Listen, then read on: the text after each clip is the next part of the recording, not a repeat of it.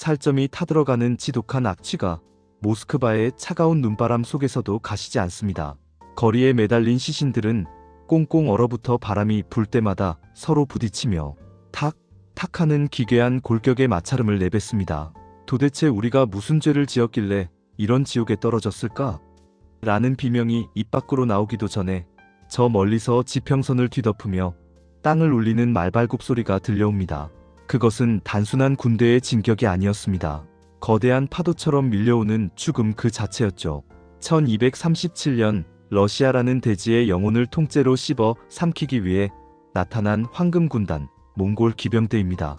오늘 여러분은 우리가 화려한 발레와 웅장한 클래식의 나라로 알고 있는 러시아의 이면에 숨겨진 240년 동안 이어진 피와 오물, 그리고 굴욕의 대서사실을 아주 깊숙이 들여다보게 될 겁니다.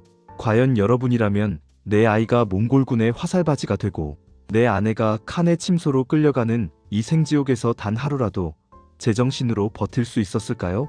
사건의 시작은 1223년 칼카강 전투로 거슬러 올라갑니다. 당시 러시아인들은 동쪽에서 온 이 낯선 침입자들을 정체불명의 괴물이라 불렀습니다. 키가 작고 광대뼈가 튀어나온 이들은 말 위에서 먹고 자고 심지어 생리현상까지 해결하며 폭풍처럼 몰아쳤죠. 러시아 공우들은 비웃었습니다. 저 미개한 유목민들이 우리 성벽을 어쩌겠느냐고요.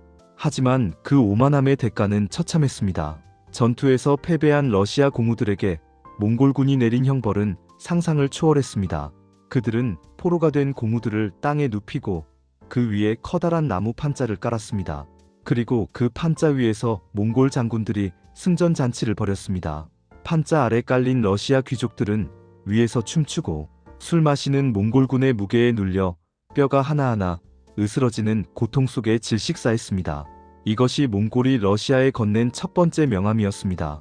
진짜 지옥은 1237년 바투칸의 대원정과 함께 시작되었습니다. 몽골군은 겨울을 기다렸습니다. 러시아의 험난한 늪지와 강들이 꽁꽁 얼어붙어 천연 고속도로가 되기를 기다린 것이죠. 그들은 야잔 성벽 앞에 도착해 단 5일 만에 도시를 잿더미로 만들었습니다. 몽골군은 항복하지 않는 도시의 모든 생명체를 죽였습니다. 심지어 길거리에 돌아다니는 개와 고양이의 목까지 쳤습니다. 기록에 따르면 야잔의 여인들은 몽골군에게 강간당하지 않기 위해 젖먹이 아이를 안고 높은 성벽에서 차가운 강물로 몸을 던졌습니다. 하지만 운 좋게 살아남은 자들에게 기다리는 건 더 끔찍한 운명이었죠. 몽골군은 포로들의 엄지손가락을 잘라 활을 쏘지 못하게 만들고 그들을 가축처럼 줄에 묶어 다음 성을 공격할 때 고기 방패로 내세웠습니다. 내 형제, 내 아버지가 몽골군의 방패가 되어 우리 성을 향해 울부짖으며 걸어오는 모습을 상상해 보십시오. 여러분은 그들에게 활을 쏠 수 있겠습니까? 이 잔혹한 정복전쟁 끝에 러시아는 타타르의 멍에라 불리는 암흑기로 접어듭니다. 몽골은 러시아를 직접 다스리는 대신 마치 양떼를 관리하듯 러시아 공우들을 조종했습니다. 그 핵심 도구가 바로 야를리크라는 임명장입니다. 이제 러시아의 왕들은 자신의 땅을 다스리기 위해 수천 킬로미터 떨어진 볼가강 하류의 사라이라는 몽골 본부까지 먼 길을 떠나야 했습니다. 그 길은 죽음의 행군이었습니다.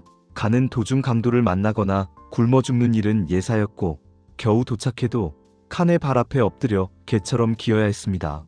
칸은 러시아 공우들에게 모욕을 주기 위해 일부러 썩은 고기를 먹이거나 그들이 신성시하는 십자가를 짓밟게 했습니다. 만약 거부한다면 그 자리에서 목이 잘려 소금에 절여진 채 고향으로 배달되었습니다. 여기서 역사상 가장 기회주의적이면서도 천재적인 인물이 등장합니다. 바로 모스크바의 이반 1세, 별명 칼리타돈 주머니입니다. 당시 모스크바는 이름도 없는 시골 구석이었습니다. 하지만 이반 1세는 살아남는 법을 알았습니다. 그는 동포들의 비명소리에 귀를 닫고 몽골 칸의 가장 충직한 사냥개가 되기로 결심합니다. 그는 몽골 대신 러시아 전역에서 세금을 걷어다 바치는 세금 징수원 역할을 자처했습니다. 그는 옆 동네 공국이 세금을 적게 내면 몽골군을 이끌고 가 그곳을 쑥대밭으로 만들었습니다. 동포의 피로 물든 금전을 챙겨 몽골 칸에게 뇌물을 바치고 남은 돈으로는 모스크바의 땅을 샀습니다. 시청자 여러분, 그는 민족의 반역자일까요? 아니면 모스크바를 지켜낸 현실적인 영웅일까요? 이 질문에 대한 답은 지금의 거대한 모스크바가 증명하고 있습니다. 모스크바는 동포들의 피와 눈물 위에서 조금씩 몸집을 불려나갔습니다. 몽골의 통치는 러시아인의 일상을 뿌리째 바꿔놓았습니다. 240년이라는 시간은 단순히 외세의 점령 기간이 아닙니다. 그것은 한 민족의 성격이 개조되는 시간이었습니다. 유럽이 르네상스를 맞이하며 인간의 이성과 자유를 논할 때 러시아는 오직 공포와 복종만을 배웠습니다. 몽골의 세금 징수관들은 마을에 들이닥쳐 인구조사를 했습니다. 세금을 내지 못하는 가정이 있으면 그 집의 장남을 노예로 끌고 가고 막내딸은 기생으로 팔아넘겼습니다. 부모들은 아이의 얼굴에 불로 지진 흉터를 내어 노예로 팔려가지 않게 하려 애썼지만 몽골의 채찍은 자비가 없었습니다. 길거리에서는 언제든 몽골 기병의 말발굽에 치여 죽어도 항해 한마디 할 수 없었습니다. 이런 환경 속에서 러시아인들은 극도의 인내심과 동시에 강한 권력 앞에 무조건 굴복하는 생존 본능을 익히게 됩니다. 이 시기에 탄생한 것이 바로 러시아 특유의 전제주의입니다. 서유럽의 왕들은 귀족들과 권력을 나누고 의회를 구성했지만 러시아의 지배자들은 달랐습니다. 그들은 몽골의 칸을 모델로 삼았습니다. 칸은 신의 대리인이었고 그의 말은 곧 천둥과 같았습니다. 이반 3세에 이르러 모스크바는 마침내 힘을 키워 몽골에 대항하기 시작합니다. 하지만 그가 선택한 방식 역시 몽골식 공포 정치였습니다. 그는 자신을 차르라 부르기 시작했습니다. 이는 로마의 카이사르에서 온 말이지만 실질적인 통치 스타일은 몽골의 칸과 다를 바 없었습니다. 신하들은 차르의 발가락에 입을 맞춰야 했고 차르가 화가 나면 대신들의 수염을 뽑거나 혀를 잘라버리는 일도 흔했습니다. 몽골이라는 괴물과 싸우던 러시아가 스스로 더 거대한 괴물이 되어버린 것입니다. 1380년 쿨리코보 평원, 이곳에서 러시아 역사의 물줄기를 바꾼 거대한 격돌이 일어납니다. 드미트리 돈스코이 대공이 이끄는 러시아 연합군이 처음으로 몽골군을 정면 대결에서 격파한 것이죠. 하지만 이 승리의 대가는 가혹했습니다. 분노한 몽골의 토크타미 시카는 2년 뒤 모스크바를 기습했습니다. 그는 항복하면 살려주겠다는 거짓 약속으로 성문을 열게 한 뒤 성 안의 모든 생명체를 도륙했습니다. 기록에 따르면 모스크바 강 전체가 시체로 뒤덮여 물 흐름이 멈췄고 강물이 붉은 핏물이 되어 수주 동안 흘렀다고 합니다. 몽골은 떠나기 전 성 안의 서적들을 모두 모아 불태웠습니다. 러시아의 지혜와 역사가 한 줌의 재로 변하는 순간이었습니다. 자, 이제 우리는 모스크바라는 작은 불씨가 어떻게 몽골의 지옥 같은 통치 속에서 거대한 화마로 성장했는지 더 깊은 내막을 들여다봐야 합니다. 몽골의 지배가 단지 세금을 걷는 수준이었다면 러시아는 이렇게 변하지 않았을 겁니다. 몽골은 러시아인들의 정신적 지주인 교회까지 통제하려 들었습니다. 하지만 여기서 역설적인 상황이 발생합니다. 몽골은 종교에 대해서는 의외로 관대했습니다. 세금만 잘 낸다면 신앙은 보장해 주었죠. 러시아 정교회는 이 기회를 놓치지 않았습니다. 그들은 몽골 칸으로부터 면세 특권을 얻어내고 그 대가로 칸을 위한 기도를 올렸습니다. 성직자들은 백성들에게 몽골의 통치는 우리의 죄에 대한 하나님의 벌이다. 그러니 저항하지 말고 순종하라고 가르쳤습니다. 신의 이름으로 굴종을 정당화한 것입니다. 여러분, 고통받는 백성들을 위로해야 할 종교가 침략자의 앞잡이가 되었을 때 그 나라의 민중들이 느꼈을 배신감을 상상할 수 있겠습니까? 이런 종교적 합리화는 러시아인들의 내면에 깊은 운명론을 심었습니다. 고통은 당연한 것이며 지배자는 절대적이다 라는 생각이 뼈에 사무치게 된 것이죠. 이반 3세가 몽골의 굴레를 벗어던질 때 그는 이 교회의 힘을 이용했습니다. 그는 자신을 제3의 로마의 주인이라 선포했습니다. 첫 번째 로마가 망하고 두 번째 로마인 콘스탄티노플이 이슬람에 함락되었으니 이제 오직 모스크바만이 유일한 정통 기독교 제국이라는 논리였습니다. 하지만 이 신성한 제국의 통치 방식은 아이러니하게도 그들이 그토록 증오하던 몽골의 그것과 똑같았습니다. 이반 3세의 손자, 우리가 잘 아는 이반 뇌전 이반 4세의 시대로 넘어가 봅시다. 이반 뇌전은 몽골이 남긴 공포의 유산을 극한으로 끌어올린 인물입니다. 그는 어린 시절 몽골의 잔재인 보야르 귀족들 사이에서 생명의 위협을 느끼며 자랐습니다. 그 분노는 광기로 폭발했습니다. 그는 오프리친이나라는 친위 부대를 조직했습니다. 검은 옷을 입고 검은 말을 탄 이들은 말 안장에 잘린 개의 머리와 빗자루를 매달고 다녔습니다. 반역자를 개처럼 물어뜯고 빗자루로 쓸어버리겠다는 공포의 상징이었죠. 이들은 밤마다 귀족들의 저택을 습격했습니다.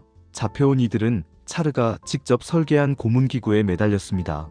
산채로 끓는 물에 집어넣었다가 다시 얼음물에 담그기를 반복하며 살점이 조각조각 떨어져 나가게 했습니다. 어떤 이는 뜨거운 기름이 담긴 솥에 던져졌고 어떤 이는 곰의 가죽을 뒤집어 쓴 채 사냥개들에게 물어뜯겨 죽었습니다. 이반 사세는 이 끔찍한 학살을 지켜보며 기도를 올렸습니다. 피비린내 진동하는 고문실에서 성경을 낭독하는 광기. 이것이 바로 몽골의 폭력성과 비잔티움의 종교적 권위가 결합한 괴물 같은 결과물이었습니다.